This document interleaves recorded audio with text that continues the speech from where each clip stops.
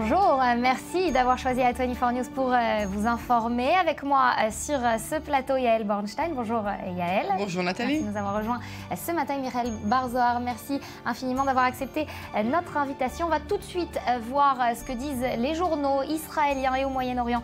Ce matin, c'est l'heure tout de suite de la revue de presse. Et on parle une fois de plus, comment s'en passer, de ces négociations qui se sont tenues hier. Les équipes de négociation qui se sont rencontrées après avoir reporté la date originelle prévue. Un climat tendu, hein. Qu'est-ce qui se dit dans la presse ? Eh bien justement, pas grand-chose Nathalie, pas vraiment d'avancée, rien qu'on ne sache déjà. Un encadré éventuellement à la une du quotidien à grand tirage Yediot Aharonot, mais qui se trouve n'être qu'une analyse récapitulative finalement de notre confrère Nahum Barnea. Hein. Pour vous dire mieux, l'article lui-même n'apparaît même pas dans les feuillets d'actualité, mais dans ceux du supplément du week-end. Non, ce matin, les grands quotidiens israéliens ne rapportent quasiment rien de particulier sur l'entrevue d'hier qui a réuni Tzipi Livni et Saïd Arikat.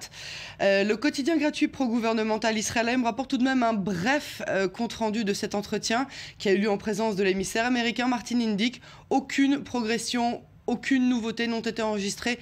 Rien concernant la libération des terroristes palestiniens et rien concernant la délimitation des frontières de l'État palestinien. Et alors qu'Israël ne s'est donc pas encore prononcé de manière définitive ou officielle sur le sort des terroristes palestiniens et arabes israéliens de la 4e vague de libération, le site de la chaîne de télévision Al Jazeera s'empresse de tirer des conclusions négatives. L'article rapporte que l'autorité palestinienne déplore la potentielle libération de ces prisonniers que fassent l'objet de chantage dans le cadre de la suite des négociations. Et puisqu'on parle de ces prisonniers, des conséquences internes de ces négociations qui n'aboutissent toujours nulle part, la version online du quotidien centriste Ma'ariv Energy nous rapporte que les dirigeants du parti religieux Chasse font d'ores et déjà passer leur message. Nous ne serons pas les pions du jeu de messieurs Netanyahou et Bennett. Si le parti de Naftali Bennett, le foyer juif, met sa menace à exécution et quitte la coalition, le Premier ministre Netanyahou, qui, je vous le rappelle, ne veut pas d'élection anticipée, n'aura d'autre choix que de se tourner vers Chasse pour tenter de récupérer un semblant de gouvernement. Mais dans Chasse, on n'a pas encore avalé la pilule. N'oublions pas que cela faisait plus de 10 ans que Chasse n'avait pas siégé dans l'opposition. Et voilà, ce qu'on sait en revanche dans ces négociations, c'est que Martin Indyk, l'émissaire américain, doit rencontrer les parties une à une. Tzipi Livni d'une part, Saïd Arikat de l'autre cet après-midi. C'est la seule chose qui est filtrée sur la suite des négociations, de ces discussions. Une dépêche hier qui annonçait l'appréhension, qu'un journaliste arabe israélien a été appréhendé. Il a été suspecté d'avoir eu des contacts avec le Hezbollah au Liban. C'est ça Nathalie. Voyons tout d'abord comment cette nouvelle est traitée dans le quotidien israélien Yediot Aharonot. Majid Kiel, âgé de 23 ans, habitant de la ville de Haïfa au nord du pays. C'est lui qui a été interrogé samedi soir dernier par les services de renseignement internes, le Shin Bet. Ce qu'il faut savoir, c'est que les détenteurs d'un passeport israélien n'ont pas le droit de séjourner dans les pays considérés comme des pays ennemis, en l'occurrence le Liban. Plus encore qu'un séjour dans un pays ennemi qui, elle, est suspecté d'avoir, comme vous l'avez dit, rencontré des membres du Hezbollah et d'avoir été enrôlé dans un de leurs dérivés. Le quotidien de gauche Haaretz reprend aussi cette nouvelle, mais selon lui, le journaliste est parti au Liban pour participer à un congrès professionnel de journalistes arabes du Moyen-Orient. On nous précise aussi que depuis les 5 jours de son arrestation, le journaliste n'a pas eu le droit de s'entretenir ni avec son avocat ni avec sa famille. Il vient d'être libéré et assigné à résidence jusqu'au 22 avril prochain. Par contre, dans la version online de l'agence de presse palestinienne Ma'an, ce sujet est repris dans des termes bien différents. Ici, le journaliste n'est pas considéré comme israélien, mais comme un Palestinien vivant en Israël. Ni lui ni sa famille ne considèrent le Liban comme un pays hostile à Israël. Et voilà, on va en reparler un peu plus en détail avec vous, Michael Barzoar, tout à l'heure. D'ici quelques instants, on s'envole à présent pour la Libye. On est toujours sans nouvelles de l'ambassadeur de Jordanie. Et oui Nathalie, voilà que Fawaz Al-Haytan, qui est retenu en otage depuis plus de 4 jours déjà en Libye. Regardez cette nouvelle dans le quotidien libanais en langue anglaise, Ashraq al-Awasat. Le quotidien nous révèle que l'ambassadeur est en bonne santé et qu'il sera libéré en échange de Mohamed Dersi, condamné depuis 2007 à perpétuité pour complicité dans la préparation d'un méga attentat qui visait le plus grand aéroport de Jordanie, le Queen Alia.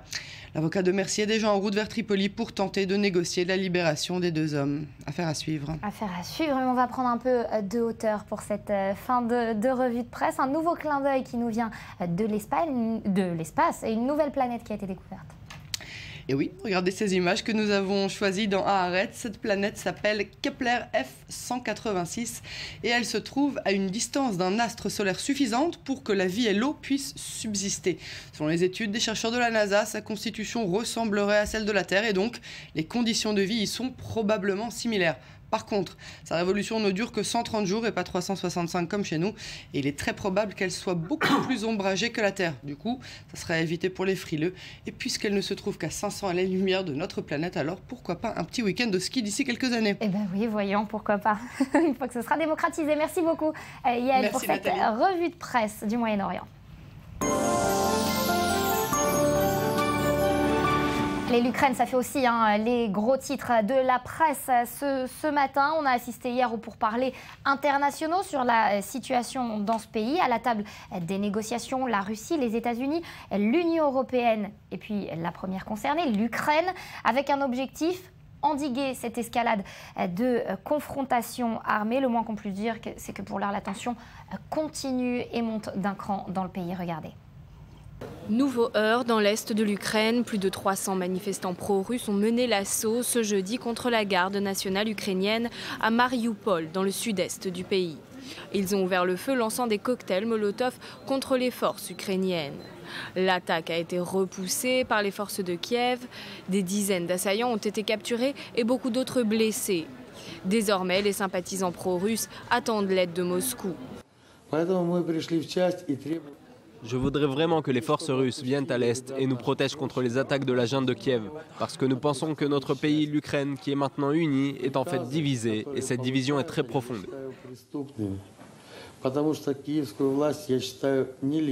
Marioupol est la deuxième ville de la région de Donetsk, le centre névralgique des soulèvements pro-russes. Et sur le terrain, les témoignages et les manifestations hostiles au pouvoir de Kiev continuent de se multiplier. Nous voulons la paix en Ukraine, mais l'ouest de l'Ukraine ne veut pas nous écouter. C'est pour cela que nous manifestons. Ce jeudi, les militants pro-russes massés dans les rues de Donetsk ont écouté avec attention l'allocution du président russe Vladimir Poutine. Ils attendent plus que jamais une aide militaire d'envergure de la part de Moscou. Nous attendons bien sûr l'aide de la Russie, mais nous estimons que nous devons montrer notre caractère national. Moi, je suis russe. Ce qui se passe ici maintenant, c'est un îlot de liberté. De son côté, l'Ukraine vient d'affirmer détenir près de 10 ressortissants russes travaillant dans le renseignement. Ils auraient œuvré à la déstabilisation de la région séparatiste en participant activement aux manifestations. Et voilà, et nous sommes à présent en direct de Moscou avec Elena Voloshin. Bonjour Elena. Alors, un plan de désescalade, d'action de désescalade a été mis sur pied hier à Genève avec une grande question ce matin. Est-ce qu'il va être appliqué ? Alors le problème de ce plan, c'est que les Russes n'entendent pas forcément la même chose que les autres dans ces termes. Ce plan prévoit par exemple le désarmement de tous les groupuscules armés, mais par groupe armé, la Russie n'admet pas l'existence de ces sbires à l'Est. En revanche, elle pointe du doigt des groupuscules d'extrême droite qui seraient affiliés au gouvernement ukrainien et qui quadrilleraient le terrain en Ukraine. Le plan prévoit aussi de libérer tous les bâtiments officiels occupés illégalement et les places et les lieux publics du pays envahis par les révolutionnaires. Mais la Russie peut s'appuyer sur le plan pour dire les premiers à occuper illégalement les bâtiments officiels et une place publique, ce sont les révolutionnaires de la place Maïdan. Donc ce plan, contrairement à ce qu'on pourrait croire, eh bien, il sert surtout les intérêts de Moscou. Il contient aussi un point crucial, c'est un processus de changement constitutionnel qui passe par un dialogue national. Or, ce plan, il est déjà en train d'aboutir et Moscou peut s'estimer satisfaite puisque cette nuit, le Conseil des ministres ukrainien a chargé le ministère des régions d'entamer un processus de changement de la Constitution qui doit aboutir à une décentralisation du pouvoir d'ici au 1er octobre. C'est cette fameuse exigence de fédéralisation de la Russie. Le problème, c'est que Moscou risque de pousser pour que ce délai soit plus court, mais le processus de fédéralisation est bel et bien en marche. Et l'avis des Russes dans toute cette affaire, est-ce qu'ils soutiennent leur président dans cette volonté de soutenir ce rattachement de toutes ces régions ? Alors, ce qu'il faut savoir, c'est que depuis l'annexion de la Crimée, la cote de popularité de Vladimir Poutine a explosé et des sondages ont été menés par des instituts officiels pour montrer que plus de 70% de la population en Russie est soudainement satisfaite de son niveau de vie. Et ça serait lié à la reconnaissance de sa politique au président. C'est dû d'une part au fait que pour les Russes, la Crimée c'était un joyau perdu que la Russie se devait de récupérer, mais aussi d'autre part la propagande déployée par la télévision d'État, elle dit que l'Ukraine est tombée aux mains des fascistes. Or en Russie, le ciment du patriotisme, c'est la victoire de l'Union soviétique sur l'Allemagne nazie. Donc dire à un Russe que des fascistes ont envahi Kiev, qu'ils s'apprêtent à marcher sur la Crimée, cette terre où tant de soldats russes ont laissé leurs os au moment de la résistance à l'invasion, c'est pareil pour l'Est de l'Ukraine, eh bien, ça peut provoquer une seule réaction. Et Vladimir Poutine, pour les Russes, ça devient ce héros qui sauve les Ukrainiens. Mais ce point de vue, on l'a entendu, vous savez, pas seulement à Moscou, on l'a aussi entendu dans les chaumières jusqu'à la frontière de l'Ukraine, où les gens ont beau être à quelques kilomètres des événements, ils passent leur temps à regarder la télévision, et pas seulement à la frontière, mais de l'autre côté, en Ukraine de l'Est, en Crimée, ces populations russophones qui reçoivent la télévision russe et qui ont été terrorisées à l'idée que des fascistes allaient les envahir. C'est pour ça qu'ils ont stoppé les soldats ukrainiens qui étaient envoyés par Kiev pour déloger les séparatistes. La population leur a dit « ne nous tirez pas dessus ». Ils étaient persuadés que ces soldats, ils étaient envoyés par des fascistes pour les massacrer. Merci, merci Elena pour cette correspondance et ces informations. Donc en direct de Moscou, Mikhail Bazoar, vous êtes spécialiste des questions militaires, des renseignements. Poutine et Netanyahou, ils discutent aussi en ce moment. Hein. Oui, ils discutent tout le temps, mais surtout sur la question iranienne. Netanyahou est obsédé par la question iranienne. Il se voit comme le défenseur de la sécurité d'Israël et c'est pour cela qu'il maintient des contacts très très étroits avec Poutine. Bien sûr, quand ils discutent, il ne peut pas ne pas parler de l'Ukraine aussi. Ce qu'ils ont fait la dernière fois, ce qui était avant-hier pendant la nuit. Netanyahou et Poutine ont discuté de cette histoire. Mais ce qui intéressait Netanyahou surtout, c'était les prochaines négociations avec l'Iran. Et Netanyahou craignait le fait que maintenant que Poutine et les États-Unis sont en pleine confrontation, est-ce que cela ne va pas influencer aussi la position de Poutine à l'égard de l'Iran, qui, comme vous savez, est un des clients de l'Union soviétique. C'est ce rééquilibrage des forces qui inquiète donc Netanyahou. Mikhail Bazoar, aujourd'hui, on va s'intéresser à une autre affaire. Yael en a parlé lors de sa revue de presse. Journaliste arabe israélien, résident de Haïfa, qui a été arrêté à la frontière jordanienne alors qu'il rentrait d'une visite au Liban. Il est accusé de s'être rendu dans un pays ennemi. Pourquoi il n'avait pas le droit d'aller au Liban ? Parce qu'il y a une loi israélienne qui interdit aux Israéliens de visiter des pays ennemis. Mais disons que cette loi a été déjà enfreinte plusieurs fois par des Israéliens, par des journalistes israéliens. Le problème avec Majdi Ekiel, c'est qu'il est arabe. Et son deuxième problème est qu'il est à la tête d'une organisation qui est, disons, pas très pro-israélienne. Adallah, il est très, très actif dans cette organisation. Il ne nous aime pas beaucoup. Alors, bien sûr qu'il a été sur la gâchette. Il était tout le temps, disons, suivi quand il était au Liban. Et il y avait des soupçons contre lui, comme il n'est pas pro-israélien, comme il est parti, vous savez, il est parti avec des papiers palestiniens. Il n'est pas parti avec ses propres papiers, ce qui a un peu créé des soupçons. C'est ça, ça rejoint ce que disait Yael tout à l'heure de l'agence Mahan, qui disait qu'il était parti avec, en faisant état d'une nationalité, ou en tout cas de passeport et d'identité palestinienne et non israélienne. Exactement. Alors maintenant, les soupçons étaient que peut-être il a pris des contacts avec des gens du Hezbollah, pas des contacts ouverts bien sûr, pas ce que nous savons. Et peut-être il devait y avoir une suite à son voyage en rentrant en Israël. C'est pour cela qu'on l'a arrêté et on l'a gardé complètement incommunicado pour qu'on n'arrive pas à le contacter et que disons, ceux qui l'ont envoyé de Hezbollah ne savent pas qu'il a été arrêté. Ça n'a pas très bien marché, parce que très vite, ça a été publié un peu partout. Tout le monde savait qu'il a été arrêté. Sa famille le savait dans les journaux, les milieux journalistes. Je ne pense pas qu'ils ont fait une grande affaire en l'attrapant, finalement. On lui reproche aussi d'avoir eu des contacts avec l'extérieur. Enfin, c'est très flou. Les contacts avec l'extérieur, ça c'est aussi une des lois. Contact avec un agent étranger, traverser la frontière sans permission. Ça, c'est des petites choses, finalement. Et le fait qu'on l'a envoyé chez lui jusqu'au 22, quand il y aura la séance du tribunal, ça prouve que même le Shabak et la police comprennent que c'est pas grand-chose. D'accord, que c'est une affaire à clore. Merci beaucoup Michael Barzoar d'avoir été avec nous sur ce plateau. Merci aussi à vous Yael. Restez avec nous à suivre dans cette édition. On va parler de Pessah pour les Juifs. C'est le passage de l'esclavage à la liberté. Pâques pour les chrétiens, c'est le passage de la mort à la vie. Restez sur i24 News.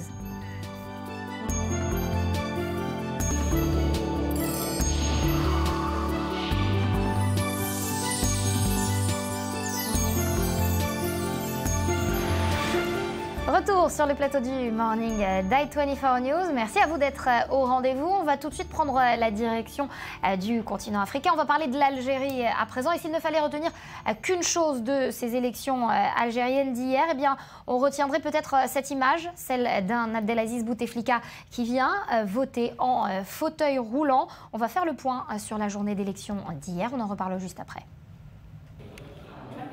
On vote ce jeudi en Algérie, un scrutin a priori sans surprise pour Abdelaziz Bouteflika.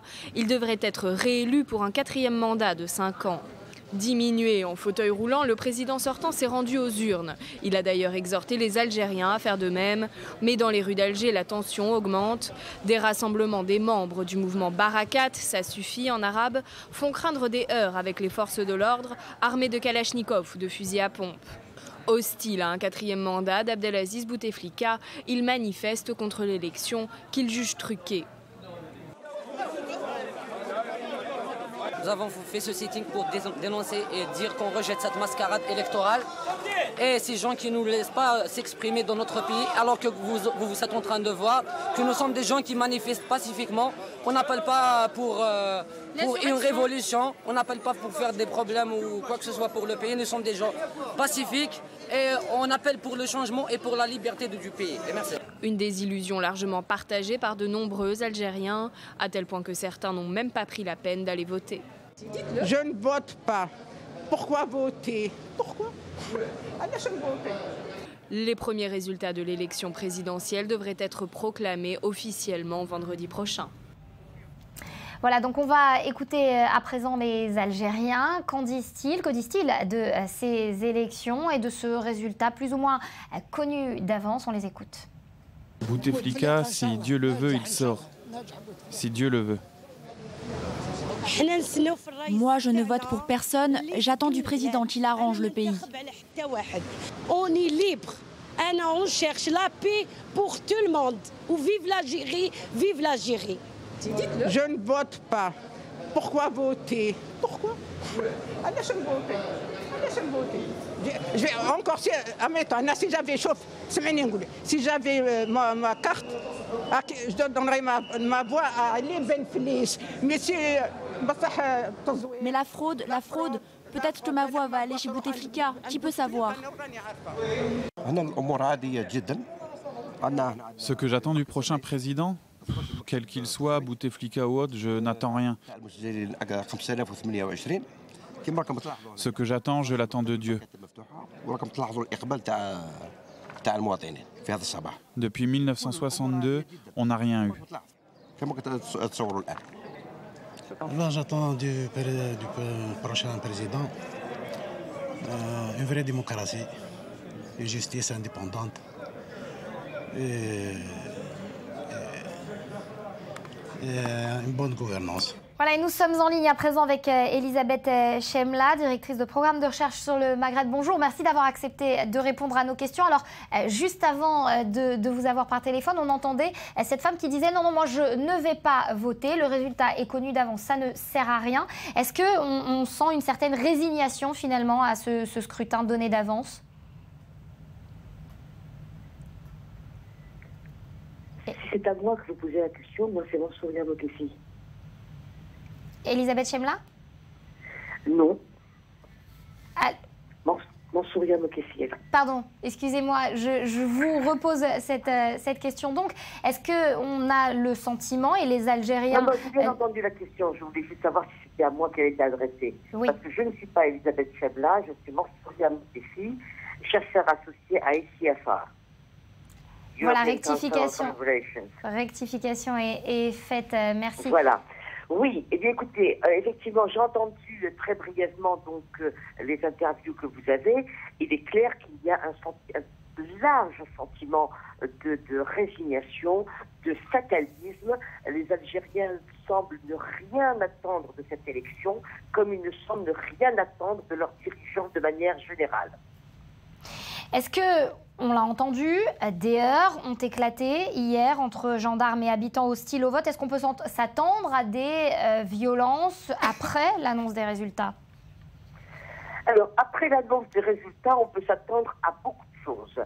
Il y aura peut-être des violences. C'est un scénario qui est déjà inscrit, puisque le principal opposant de Bouteflika a annoncé qu'il n'accepterait pas la fraude si celle-ci est avérée par les nombreux observateurs qu'il a envoyés donc sur plusieurs points d'élection.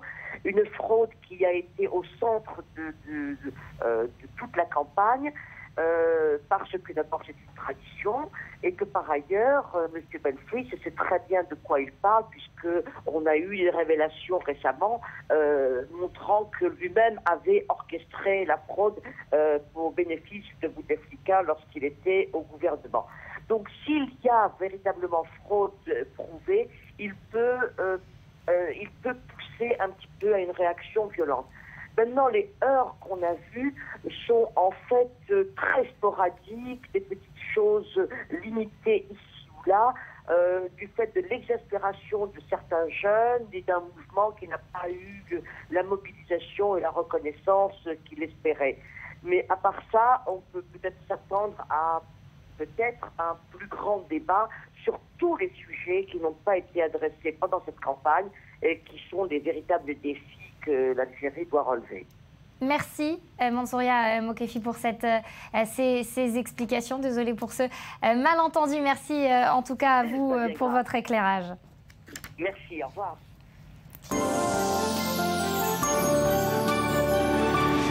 Vendredi 18 avril, l'heure tout de suite d'un rapide rappel des titres. Et on part pour l'Ukraine avec cet accord surprise à Genève pour tenter d'amorcer une désescalade. Cet accord qui prévoit notamment le désarmement des groupes armés illégaux et l'évacuation des bâtiments occupés. Chose qui paraissait hors d'attente pour les diplomates avant la réunion. Reste à savoir s'il sera mis en œuvre. C'est en tout cas la mise en garde adressée par le président américain Barack Obama. À ce sujet, il s'est dit sans certitude. Près de 23 millions d'Algériens étaient appelés aux urnes. Seul un citoyen sur deux environ est donc passé par la quasi-isoloir hier. Les résultats sont attendus dans la journée pour ce scrutin sans surprise. L'ancien Premier ministre principal candidat qui s'oppose au président sortant Abdelaziz Bouteflika a d'ores et déjà dénoncé des fraudes massives. Et le prix Nobel colombien de littérature, Gabriel García Márquez, considéré comme l'un des plus grands écrivains de langue espagnole, est mort hier à son domicile de Mexico des suites d'une pneumonie. L'œuvre qui lui a valu la célébrité 100 ans de solitude, roman publié en 1967, traduit en plus de 35 langues et vendu à plus de 30 millions d'exemplaires. Il a reçu le prix Nobel de littérature en 82. Et puis notre image du jour, regardez, c'est une planète jumelle de la Terre qui vient d'être découverte hors du système solaire. Ces scientifiques dirigés par une astronome de la NASA ont donc découvert la première planète d'une taille comparable à la Terre et sur laquelle l'eau pourrait exister à l'état liquide, rendant la vie possible. Cette exoplanète est tout de même située à 4,6 millions de milliards de kilomètres de notre Soleil, rien que ça.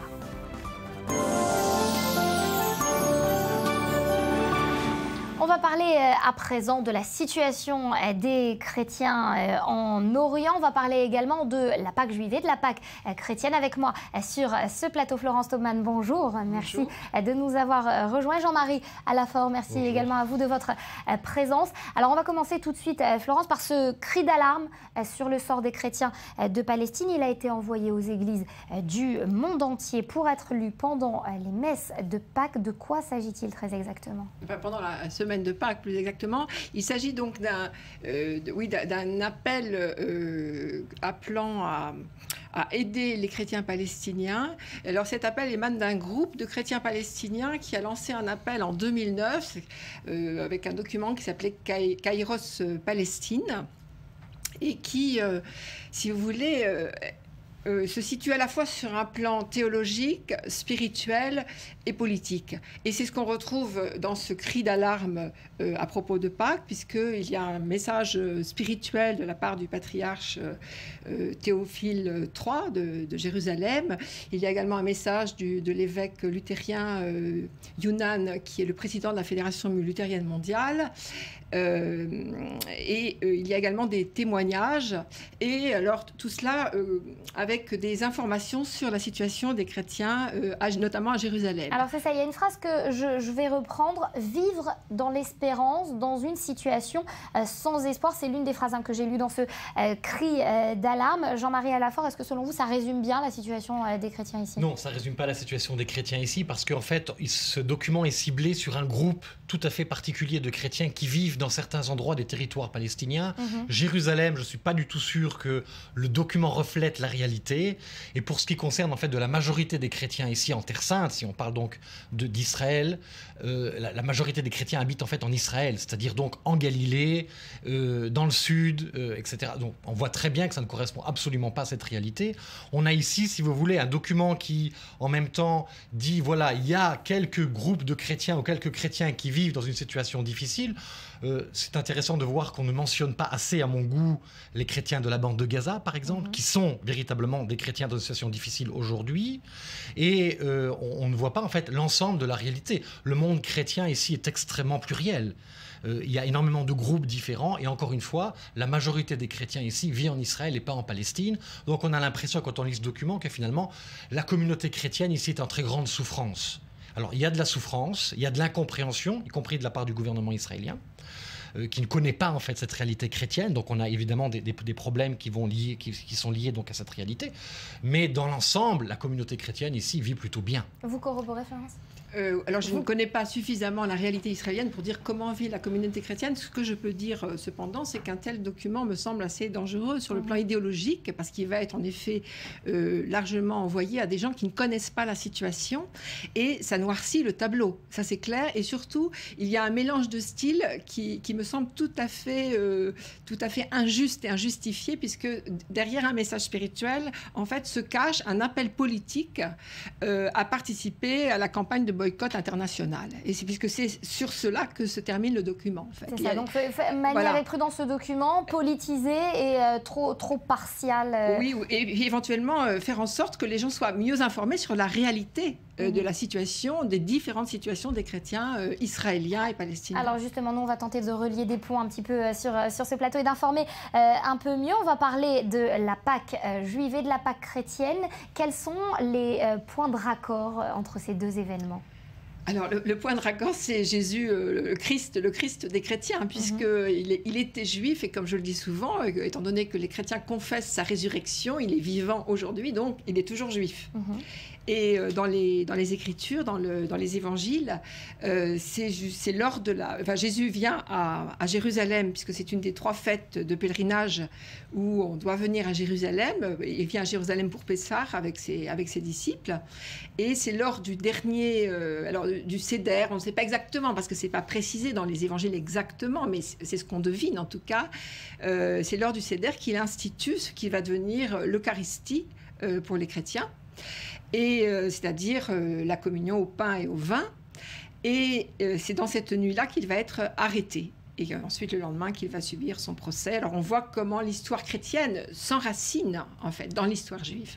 D'accord, donc on voit comment les deux moments sont liés, les similitudes et différences aussi dans ces deux célébrations. Qu'est-ce que vous retenez comme différence principale dans la façon de célébrer ces deux fêtes, ou cette même fête regardée différemment? Alors, c'est différent. Enfin, il y a un point commun qui est très, très profond, me semble-t-il aussi, c'est que donc le Pessah, la Pâque juive, est l'histoire d'une libération, d'un passage. Et en fait, on a lu, et les pères de l'Église l'ont fait, lu également la Pâque chrétienne comme un passage. Alors, non pas passage à proprement parler de l'esclavage à la liberté, mais passage de la mort à la vie. Et en fait, ça veut dire aussi la même chose, puisqu'on spiritualise et on actualise ce sens, et il s'agit bien toujours de passer de l'esclavage à la liberté.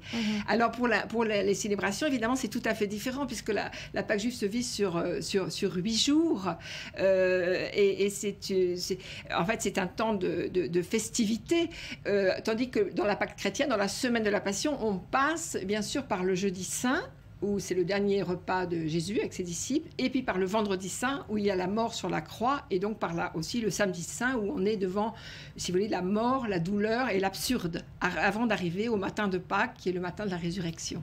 Et voilà, et l'occasion pour nous également, puisqu'on utilise ce terme depuis quelques minutes maintenant de Terre Sainte, de revenir sur ce voyage programmé du pape, le pape qui vient en Terre Sainte, pas en Israël. Hein. Alors le pape ici marque son voyage de façon très claire.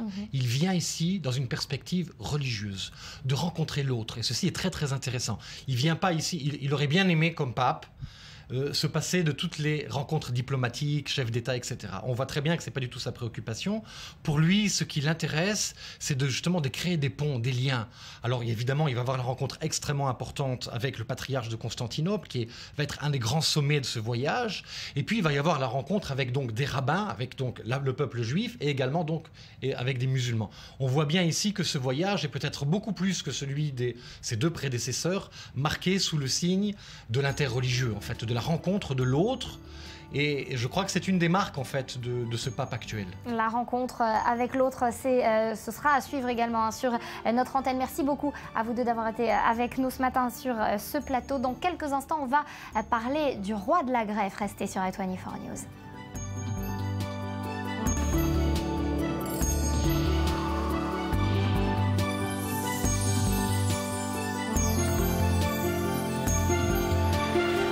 Retour sur le plateau pour cette deuxième heure de Morning. Merci à vous de nous être fidèles avec moi sur ce plateau. Laura Duhamel, bonjour. Bonjour. À vous, merci de nous avoir rejoints. Nous recevons le professeur Laurent Lantieri. Merci infiniment à vous d'être venu sur le plateau d'i24 News. On va le dire sans... Bouchez-vous les oreilles un instant, professeur. Je vais dire quelque chose qui ne se dit pas en présence de l'invité. Il est surnommé le roi de la greffe par les médias français. Nous recevons donc le professeur Laurent Lantieri. Mais avant cela, hier a été réalisée une opération au centre de Petah Tikva en Israël. Regardez ce reportage. Nous avons suivi le professeur au cours de cette opération. On en reparle juste après. Il est 8 h.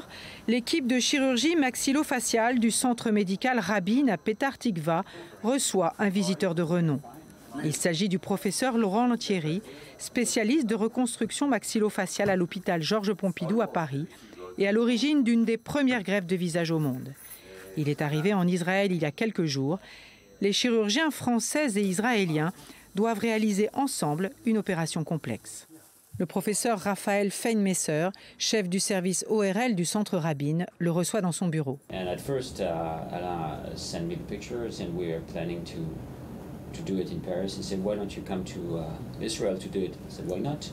Le docteur Hazan fait partie de l'équipe du centre médical Rabin.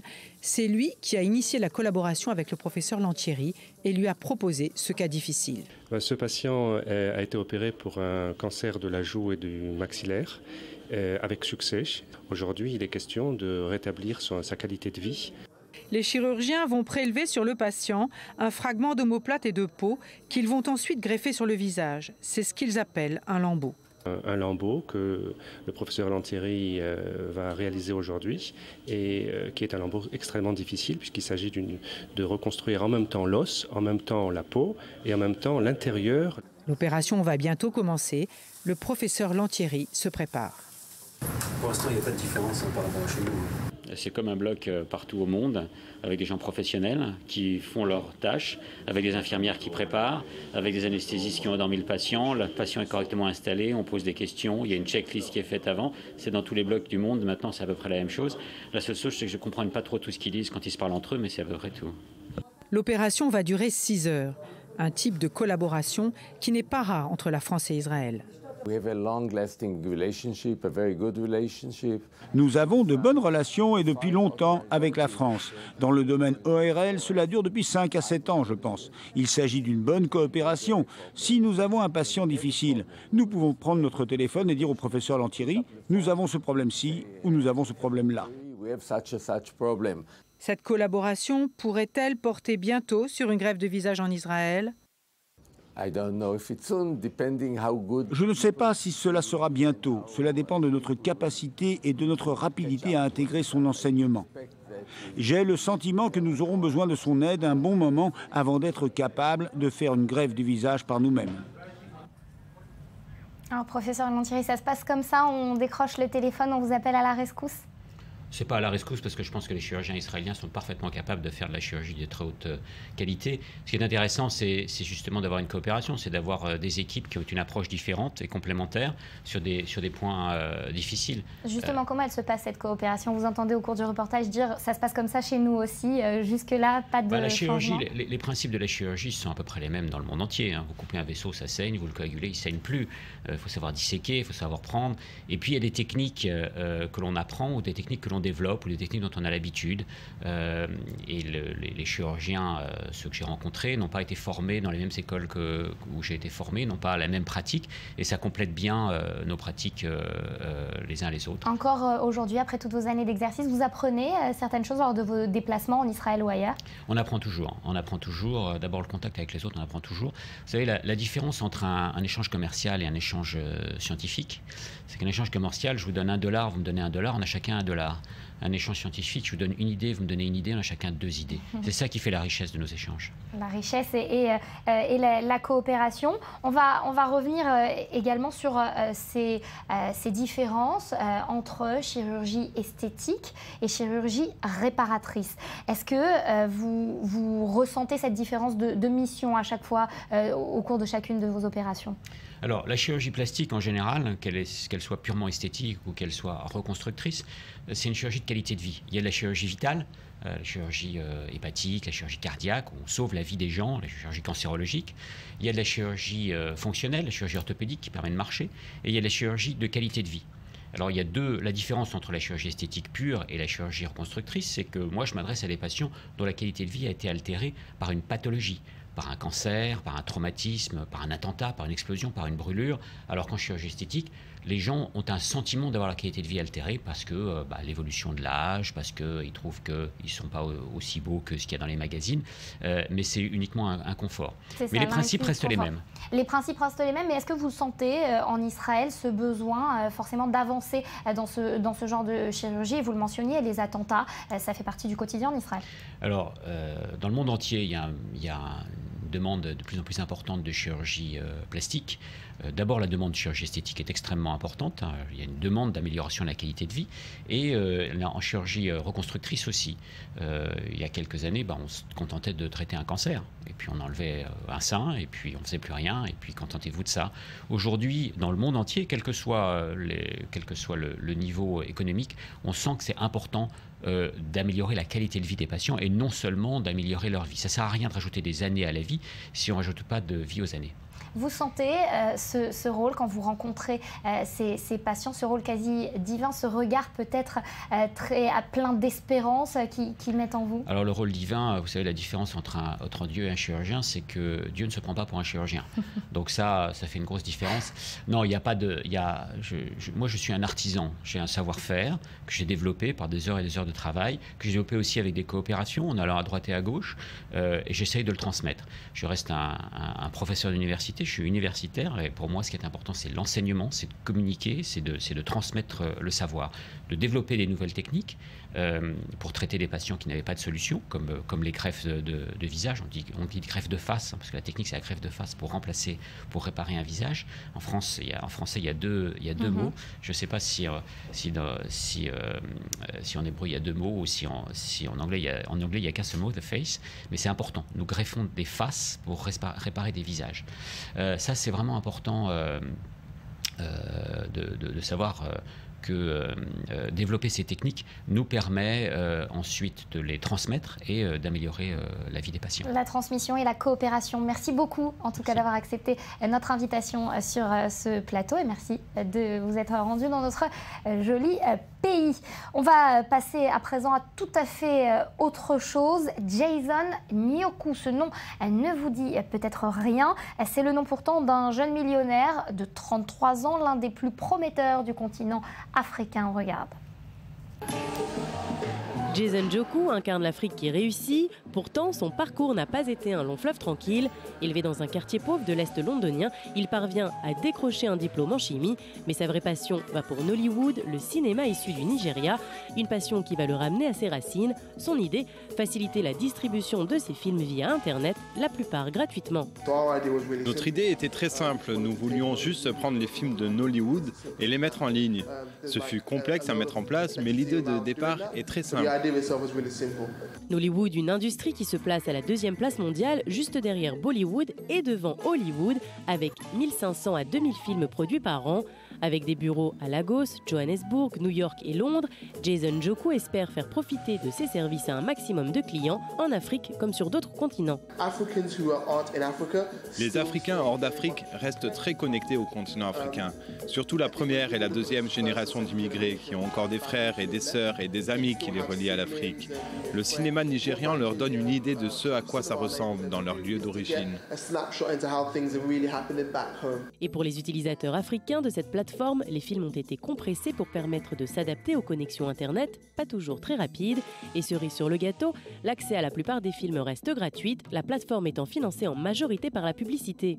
Aujourd'hui, sur la voie du succès, Jason Njoku n'est jamais à court d'idées. Il vient de lancer iRocking, un service d'écoute de musique à la demande, le Deezer mais en mode africain, mais aussi Sparks, un laboratoire de start-up. Malgré tout, il veut rester modeste. Et si l'argent est important, cela ne peut pas être l'étalon de mesure qui détermine notre vie, nos valeurs et la façon dont on construit une entreprise.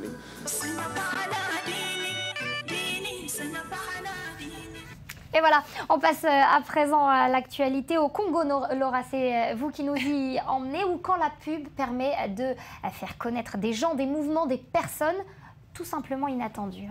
Et oui, je vais vous parler d'une publicité Guinness. Alors, la publicité de cette célèbre bière irlandaise est à la hauteur de l'excentricité des sapeurs du Congo. Elle est très vite devenue virale avec plus de 8 millions de vues. L'occasion de vous parler aujourd'hui de ce mouvement très élégant et pour le moins original. Alors les sapeurs, non, ce ne sont pas des pompiers, ce sont des membres de la SAP. Entendez par là la Société des ambianceurs et des personnes élégantes. Et pour que vous compreniez mieux, eh bien, regardez tout d'abord cette fameuse pub de Guinness qui met en scène les sapeurs. In life, you cannot always choose what you do, but you can always choose who you are. Ain't nothing wrong with this chemistry. Ain't nothing wrong with this place for me. And time tell the test of pedigree. Experience. Voilà la petite pochette posée délicatement, mais c'est qui exactement ces sapeurs, Laura? Alors je vous le disais, ce sont des membres de la Société des ambianceurs et des personnes élégantes. Je sais, ça prête à sourire, mais pourtant c'est un mouvement très sérieux au Congo qui se situe dans la lignée du dandisme, mouvement d'ailleurs très répandu, surtout dans les rues de Brazzaville. Alors la SAP, elle est née après les indépendances du Congo-Brazzaville et du Congo-Kinshasa. Certains évoquent d'ailleurs un héritage de la culture française dans le pays. Alors vous l'aurez compris, ce qui distingue ces sapeurs, c'est une mode vestimentaire, comme on l'a vu, à la fois extravagante et raffinée. Mais vous allez le voir, ce mouvement insolite implique en réalité beaucoup plus qu'une mode vestimentaire. C'est presque une religion pour ceux qui l'ont adopté. Une religion, un mode de pensée, hein, c'est plus qu'une simple extravagance. Vous le disiez. Alors, c'est quoi plus précisément si on entre un peu plus si on rentre dans les détails, c'est cette société de dandy branchée. Elle est née, comme je vous le disais, donc au début des années 60, au moment de l'indépendance du Congo. Les sapeurs sont des hommes qui choisissent de s'habiller comme tels, avec des grands couturiers comme Versace, Gaultier ou encore Miyake. Il s'agit donc de célébrer le chic et la frime. Et la première question, Nathalie, qu'on se pose évidemment, c'est pourquoi un tel luxe dans un pays où plus de la moitié de la population vit en dessous du seuil de pauvreté? Eh bien, à cela, les sapeurs vous répondent que c'est au contraire une façon pour eux de vivre dans la fierté, voire même de donner un sens à leur vie. Et c'est vrai, il faut l'admettre, dans cette extravagance un peu folle, on retrouve une vraie joie de vivre. Tous les détails vestimentaires sont peaufinés, les chapeaux haute forme sont choisis avec soin, les cannes sont polies, le mélange de la culture africaine et de la haute couture européenne est très savoureux. À noter aussi que comme ces vêtements sont très chers, beaucoup sont offerts par la diaspora de leurs compatriotes, tandis que certains sapeurs, se sont mis au prêt-à-porter. Ben voilà, comme ça on voit que c'est pas seulement superficiel, et il y a une véritable philosophie derrière. Oui, alors c'est ce que je vous disais, il y a tout un comportement qui va avec la mode vestimentaire des sapeurs. Les sapeurs le disent haut et fort, les bonnes manières, le comportement, la façon de s'exprimer sont tout autant de caractéristiques qui les distinguent. Ils se positionnent aussi de manière très forte contre la guerre au Congo, et en cela, la SAP symbolise un vrai rejet de la violence quotidienne au Congo. On peut même aussi d'ailleurs considérer que l'exigence de propreté vient en réaction aussi à l'extrême pauvreté de la région. La SAP, c'est donc un mouvement qui va beaucoup plus loin que la simple frime. C'est une véritable philosophie de vie qui se veut civique et pacifiste. Certains donc parlent même de religion, car figurez-vous, Nathalie, que chez les sapeurs, il y a des prêtres, un archevêque, un cardinal et même un pape auto-proclamé.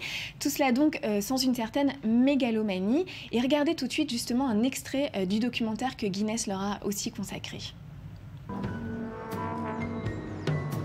Moi, je suis de la lignée des sapeurs. Notamment mon père d'abord. Ensuite, mes frères et moi-même. Et même mes fils aussi. Voire même mes petits-fils le seront. Un sapeur doit savoir respecter les gens. Et un sapeur, c'est une personne polie, pas vulgaire. Bonjour les amis. Je ne vois pas qu'une personne qui est bien habillée, qui est dans cette histoire de la SAP, puisse se permettre encore d'aller pratiquer la violence, les bagarres, toutes ces choses-là. Ça ne tient pas avec la SAP.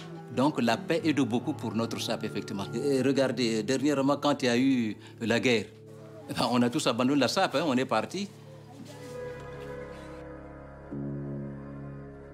Quand il y a la paix, il y a la SAP.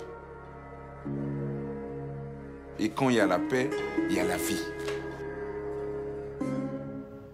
Lutter contre la violence en toute élégance. Il y a un code, des critères d'entrée dans ce club de la SAP? Alors oui et non, évidemment, pour être considéré comme un sapeur, il faut respecter la déontologie vestimentaire et le code de conduite, comme on a vu, mais ce n'est pas du tout une société fermée, encore moins clandestine. L'initiation au code vestimentaire se fait de façon très différente. Parfois, c'est le père qui initie son fils, parfois c'est un ami, parfois c'est tout simplement un choix personnel, mais tous le disent, Nathalie, lorsqu'ils s'habillent de cette façon, ils se sentent fiers, ils oublient les problèmes de la vie quotidienne, ils se sentent heureux. Eh ben, ici, il le faut. Merci beaucoup, Laura Duhamel, pour nous avoir fait rencontrer ce groupe. On va passer dans quelques instants à un tout autre sujet. Hommes sans barbe, femme poilue, quelle est la tendance du moment? C'est Yohan Waki qui vient nous en parler. À tout de suite sur i24 News.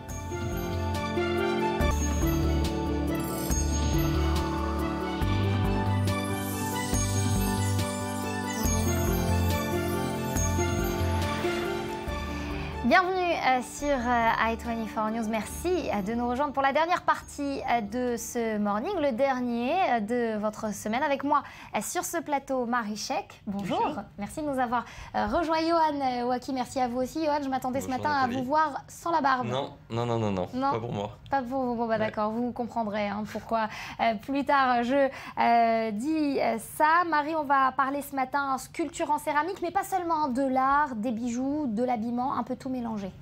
Tout à fait. Alors, on y va, une expo qui dure 1 mois, c'est jusqu'au 2 mai, c'est ça? Faut se dépêcher, ça se passe où, quoi, comment, dites-nous. Voilà, très bien. Alors, c'est pas une expo, c'est un artiste céramiste, vraiment de très grand niveau, qui avait une boutique qui s'appelait Samedi près de Nave Tzedek, et qui crée des céramiques comme des sculptures. C'est juste tellement magnifique et différent de ce qu'on sait de la sculpture. Il y a 2 ans, il décide... Voilà, ça c'est le promo de Samedi Design. Donc on est dans un mélange de nature et de beauté et de fou. Et ce monsieur décide d'ouvrir ses champs d'intérêt. Donc il mélange art, design, mode, fashion. Oui, c'est ça, parce que quand on voit ce clip, on dirait presque un clip de musique un lancement. Oui, c'est tout à fait ça. Mais là, il a ouvert... Oui, comme du parfum aussi. Il y a 3 semaines, il a ouvert une boutique pop-up, comme on dit. Une fois c'est un jour, des fois c'est une semaine. Là, c'est 1 mois jusqu'au 2 mai, à la rue Col Israël, en face de la bonne pâtisserie d'Alal. Regardez ce qu'il fait. Donc, on voit des visages magnifiques qu'il met en céramiste, ou bien cet artiste Rekanati qui fait des jeux avec des boîtes d'écailles, ou cet artiste qui s'appelle Keren Ella Geffen, qui fait des installations, ça passe tellement vite. Et Rima Romano, alors, on va voir les photos. Oui, j'aimerais bien. Ça, c'est encore Samedi, la création magnifique. C'est vraiment, je me demande si on a envie de salir ces plats tellement c'est ce mélange. C'est ça, c'est surprenant parce qu'on peut les utiliser au quotidien. C'est ça son intention à Samedi. C'est ça l'idée. C'est que quand on mange au quotidien, on est très chic aussi, on est très beau. On ne doit pas garder ça pour les fêtes ou pour les invités très chers. Il y a de très belles bagues. Dans cette installation, il a créé une sorte de design shop. Regardez, les vélos sont hauts, le vélo aussi est à un nombre limité. Donc c'est une rencontre extraordinaire de créateurs, je dirais. Et c'est en plein Shabazi. Et on rentre, on a l'impression d'être à New York ou à Milan. C'est à quelques rues d'ici. Et c'est vraiment, regardez, ça c'est fait avec des écailles. Le sac est fait avec des écailles spéciales. L'idée était tout en black, donc Samedi Black. Il a décidé de sortir du monde de la céramique de couleur et de rentrer dans cette couleur qu'on connaît tous, un peu de noir. Et ces mélanges absolument, vraiment presque fétiches, je dirais. Ce qui va nous préparer à ce qu'on parlera très vite, parce que avec la volonté d'arrêter d'être seulement céramiste et de devenir une sorte de créateur, voilà, c'est lui, notre bel ami Samedi, qui vraiment a un goût, mais c'est vrai, t'as pas envie de bouger. Cette boutique de Samedi, pop-up, hein, c'est comme ça que vous l'appelez, ça dure 1 mois jusqu'au 2 mai, mai, et voilà, tout à fait. Mais ces sculptures, je sais que l'année dernière, il y a eu 1 an de file d'attente pour avoir ces céramiques. 1 an pour une céramique. Moi, j'ai jamais entendu ça. Si vous avez vous connaissez voilà, avis aux amateurs et aux investisseurs éventuellement. Très chic. C'est vraiment, on est dans le caviar du design, de la création, de la folie, des matières. C'est une rencontre de matières, mais à son plus haut niveau. Voilà, ça se passe rue Shabazi à Neve Tzedek, donc. Col Israël, rue Col Israël. Rue Col Israël. Voilà. On va passer à la deuxième personnalité dont vous vouliez nous parler ce matin, Ronen Charabani. Et les 2 hommes se connaissent. Ils sont artistes ensemble. L'expo qu'on va tout de suite voir, donc Samedi et Ronen Charabani se rencontrent. C'est l'invitation à l'exposition qui se passe à Holon. Ça, c'est un travail vidéo qui a été filmé d'en haut, où en bas, il n'y a que des chaises, donc on filme d'en haut les chaises, et elle se projette sur les sculptures céramiques ou avec des métaux de Samedi. Donc c'est une rencontre entre la matière très chic, des objets qu'on a vus tout à l'heure, en doré, en étain. Donc là aussi on est dans la sculpture, là aussi on est dans l'utilisation des matières. Tout à fait. Différentes. Et puis il y a aussi la vidéo de Ronen Charabani, qui est un des plus grands vidéastes, un master de la technologie, qui a étudié à New York et qui projette ses vidéos sur les sculptures. Donc on rentre dans un espace, regardez, c'est juste magnifique. Ça bouge tout le temps, c'est comme le Maybridge, l'artiste, ou comme une sorte de série. C'est juste presque magique. Et les chaises qui bougent, c'est comme une chorégraphie de danse, c'est comme un rituel, c'est comme un sacrilège. C'est comme une poursuite d'un après les autres. Et tout est en, regardez les visages condensés. L'expo s'appelle The Golden Age, quand l'idée de la curator, c'est quand on est les enfants. c'est pour le childhood, mais ça n'a rien de très... Regardez, c'est un bac de sable pour les enfants, et dessus, on projette la vidéo sur le bac de sable. Donc, il y a un mélange un peu enfantin, un peu naïf, un peu sacrilège, un peu rituel, un peu artistique, un peu design. Et puis le vidéo art, qui est aussi repris cher à votre cœur. Oui, tout à fait. On le sait. Une autre notion dont vous vouliez parler ce matin et qui transpire dans cette exposition, c'est le retour aux racines un petit peu, puisqu'on retrouve certains éléments des Templiers aussi dans cette Tout dans à cette fait, exposition. c'est très brillant ce que vous dites. J'ai demandé s'ils étaient religieux et Ronen et Samy ont eu chacun leur phase de religieux et non religieux, mais il y a surtout une dédicace à l'histoire et il y a quelque chose vraiment de très antique, je dirais, de très classique, de très vraiment... Retour aux sources, tout à fait. Je ne sais pas lesquels. Je sais qu'il s'intéresse beaucoup à la Kabbale. Ronen est un petit peu religieux donc c'est un mélange aussi des deux, ces deux mondes-là. Le monde de la création, le monde chic non religieux et le monde très sacré. Donc c'est peut-être ça qui m'a tellement touchée sans le savoir. Et ça rentre juste dans le cœur, non seulement dans le côté physique, mais aussi dans le côté spirituel, je dirais. Je suis toujours à la rencontre. Le spirituel allié à l'esthétique, la technologie du vidéo art allié aux racines ancestrales. C'est donc ce qu'on peut voir à Jolon. Voilà, c'est encore un bon mois. C'est dans une galerie qui s'appelle The Farm. C'est au milieu de Jolon. Jolon, elle a tout pour plaire, mais c'est pas Paris, disons. Et au milieu d'un parc, on se croirait à Venise ou on se croirait à Rome. Il y a une superbe maison des temps des Templaires qui a été refaite. Et dedans, il y a cette expo. C'est comme un mirage. Et ben voilà, on peut y aller si vous êtes de passage à Jolon. Merci, voilà. Marie pour ces conseils de sortie. Là, pour l'instant, je vous emmène au Maroc. On part dans la ville de Fès où chaque année, pendant 8 jours, Fès fait honneur à la musique et à la spiritualité soufie, des festivités qui rassemblent des leaders et des artistes de la communauté soufie du monde entier. On y part tout de suite grâce à Dani Chouvel et David Gamba. Voici un festival qui dévoile aux visiteurs du Maroc un héritage spirituel et met en avant un côté de l'islam peu connu et mal compris. Le soufisme est une branche mystique de l'islam qui porte des valeurs telles que la paix et l'amour et dont le message universel franchit toutes les frontières. C'est un festival magnifique. Ma performance a été prévue par les organisateurs. J'ajouterais que cette ville, Fès, a été une ville très spirituelle, bien avant que le festival de la culture soufie n'ouvre ses portes. Le Maroc et le soufisme, une longue histoire. Au Maroc seulement, on compte 1000 confréries soufis pour autant de cultures. Bien souvent, nouvelles idées et genres musicaux s'allient pour créer des formes d'expression inédites.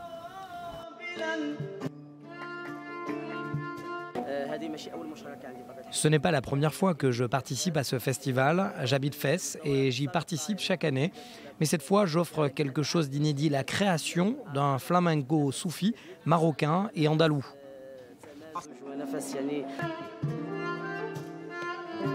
Parmi les multiples dimensions du festival, les organisateurs expliquent que c'est la culture andalouse qui est principalement célébrée, une culture qui rassemble toutes les autres dans une alchimie ingénieuse.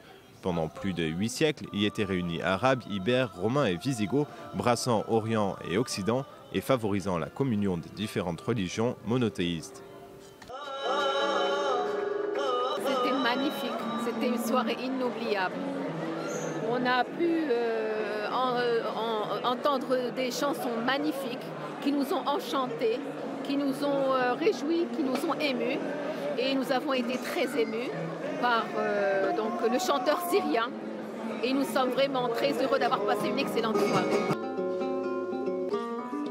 Cette année, le festival Soufi proposera des musiques rituelles venues d'Iran, d'Égypte, de Syrie et de nombreux autres pays des 4 coins du Moyen-Orient. Et voilà, la musique qui, comme souvent, adoucit les mœurs et crée des ponts. On va passer à présent à un tout autre sujet. On va parler du système pileux masculin et, à ce qu'il paraîtrait, en tout cas, Johan va nous en parler. Les barbes, messieurs, seraient en voie de disparition. Exactement. Alors, les barbes ne sont pas encore en voie de disparition. Par contre, leur mort est annoncée. Leur mort est annoncée. Alors, vous savez, dans le domaine des tendances, il y a des tendances qui durent très longtemps, d'autres qui sont un peu plus éphémères. Celle de la barbe est installée depuis quelques années dans notre société et puis sa mort commence à être annoncée.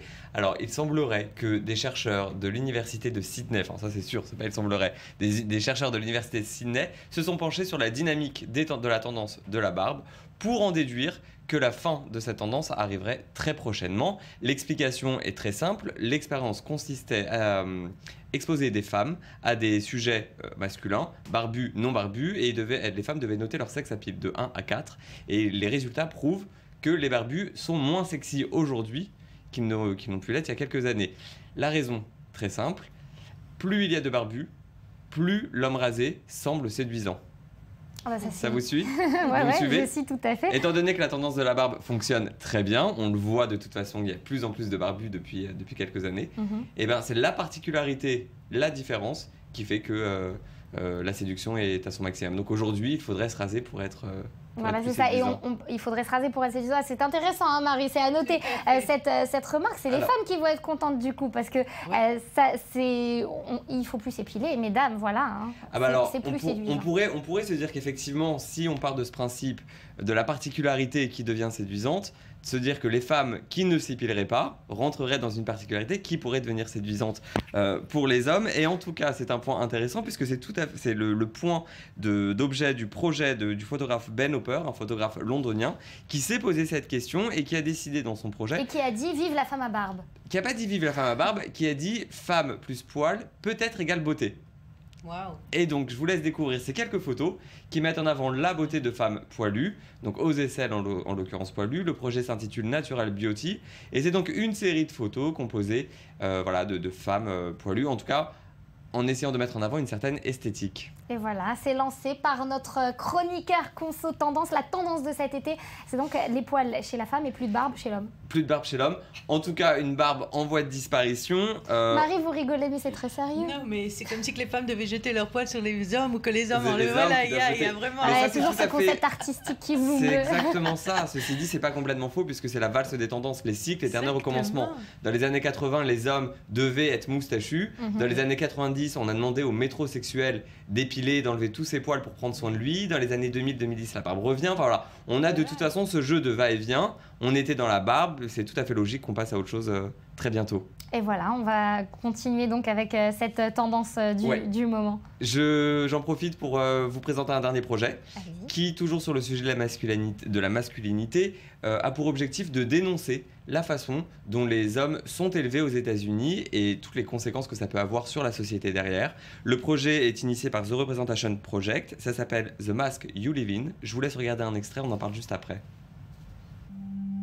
Stop crying. Stop with the tears. Don't cry. Pick yourself up. Stop with the emotion. Don't be a pussy. Don't let nobody disrespect you. Be cool and be kind of a dick. Always keep your mouth shut. Nobody likes a tattletale. Bros come before hoes. Don't let your woman run your life. You a bitch. What a fag. Get laid. Do something. Be a man. Be a man. Grow some balls.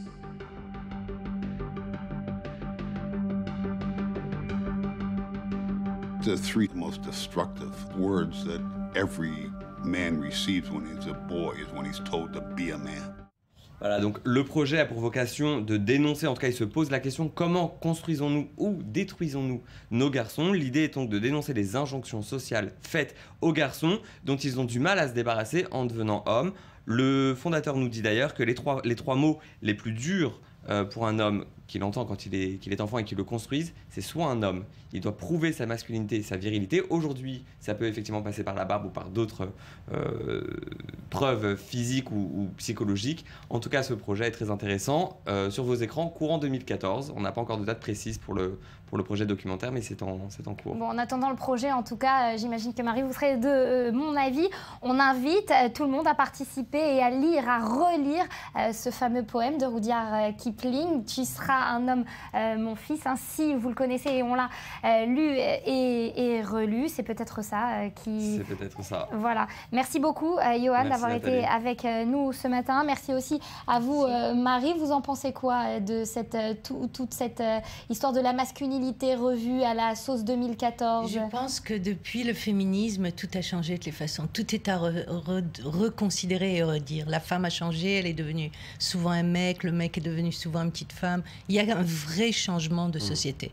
Et je pense que c'est les anthropologues et les sociologues qui nous en diront plus bientôt. Et voilà, ces changements, barbe ou pas, merci en tout cas à vous d'avoir été avec nous sur i24 News. Merci d'avoir suivi cette émission. Merci à ceux qui l'ont réalisée et préparée. Je vous laisse avec dans quelques instants un tout nouveau journal préparé par la rédaction d'i24 News. Excellente journée, excellent week-end à vous.